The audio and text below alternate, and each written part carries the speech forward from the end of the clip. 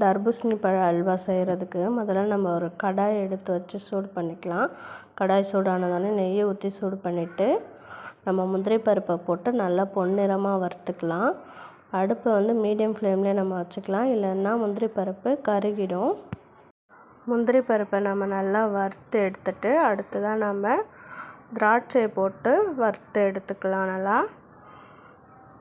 தர்பூசணியோட அடி சத பகுதியை நான் தோல் சீவிட்டு மிக்ஸி ஜாரில் அரைச்சி வச்சுருக்கேன். அது தண்ணியை நல்லா நம்ம வடிகட்டிட்டு அது கடாயில் போட்டு நம்ம வதக்கிக்கலாம். நல்லா நம்ம ஒரு 10 நிமிஷத்துக்கு அதை மீடியம் ஃப்ளேம்லேயே வச்சு வதக்கிக்கலாம், இல்லைன்னா கருகிரும்.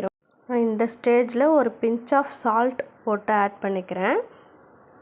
நான் வந்து வெல்லத்தை சுடு தண்ணியில் போட்டு காய்ச்சி வடிகட்டி அதை எடுத்து மிக்ஸ் பண்ணிக்கிறேன். நீங்கள் சர்க்கரை வேணும்னாலும் சர்க்கரை ஆட் பண்ணிக்கலாம் ஃப்ரெண்ட்ஸ். இப்போ நம்ம இதை நல்லா கலந்து விட்டுக்கலாம். நம்ம வாணலியில் ஒட்டாமல் நல்லா பிரண்டு வர வரைக்கும் அதை வதக்கிக்கணும். அடி பிடிக்காமல் இருக்கிறதுக்காக நான் வந்து 2 ஸ்பூன் நெய் ஆட் பண்ணி அதை இன்னும் நல்லா வதக்கி எடுத்துக்கிறேன்.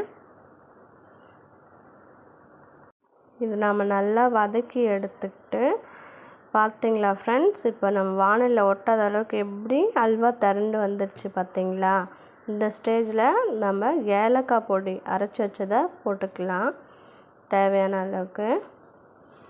இப்போ இதை நம்ம நல்லா கலந்து விட்டுக்கலாம்.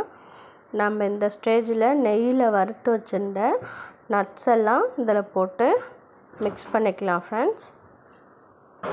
நான் வந்து பாதாம் பருப்பை வறுக்காமல் சீவி அப்படியே போட்டு கலந்துக்கிறேன். நீங்கள் நெய்யில் போட்டு வறுத்து போட்டாலும் போடலாம், உங்கள் விருப்பம் ஃப்ரெண்ட்ஸ். அவ்வளோதான் ஃப்ரெண்ட்ஸ், சூடான சுவையான அல்வா ரெடி.